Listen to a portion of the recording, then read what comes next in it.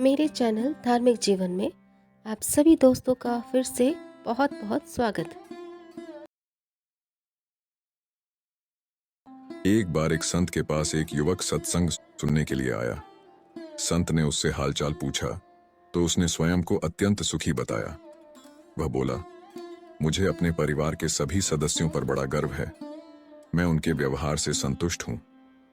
संत बोले, तुम्हें अपने परिवार के बारे में ऐसी धारणा नहीं बनानी चाहिए। इस दुनिया में अपना कोई नहीं होता। जहां तक माता पिता की सेवा और पत्नी बच्चों के पालन पोषण का संबंध है, उसे तो कर्तव्य समझकर ही करना चाहिए। उनके प्रति मोह या आसक्ति रखना उचित नहीं। युवक को संत की बात ठीक नहीं लगी। उसने कहा, आपको विश्वास नहीं कि मेरे परिवार के लोग मुझसे अत्यधिक स्नेह करते हैं। यदि मैं एक दिन घर न जाऊं तो उनकी भूख प्यास नींद सब उड़ जाती है और पत्नी तो मेरे बिना जीवित भी नहीं रह सकती है।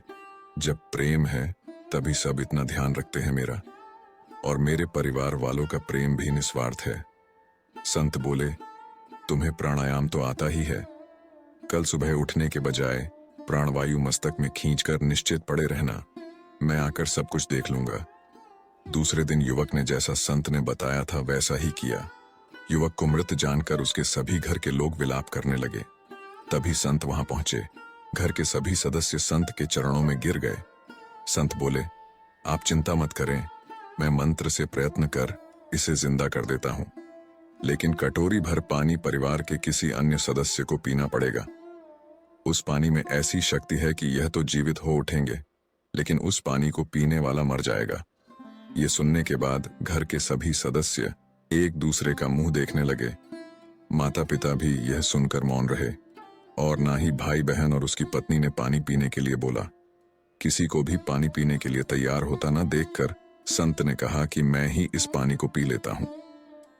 इस पर घर के सभी सदस्य बोले कि आप धन्य हैं। आप जैसे परोपकारी लोग बहुत कम पैदा होते हैं। युवक इस पूरे घटनाक्रम को चुपचाप सुन रहा था। उसे संत की बातों पर विश्वास हो गया। प्राणायाम कर वह उठ गया। यह देखकर घर के सभी सदस्य चौंक गए। युवक संत से बोला, आपने मुझे नया जीवन दिया है। इस नश्वर संसार में कोई भी अपना नहीं है। अब मैं हरि भजन करूंगा, संसार में आसक्ति नहीं रखूंगा, अपना कर्तव्य समझकर माता पिता पत्नी और बच्चों का पालन करूंगा।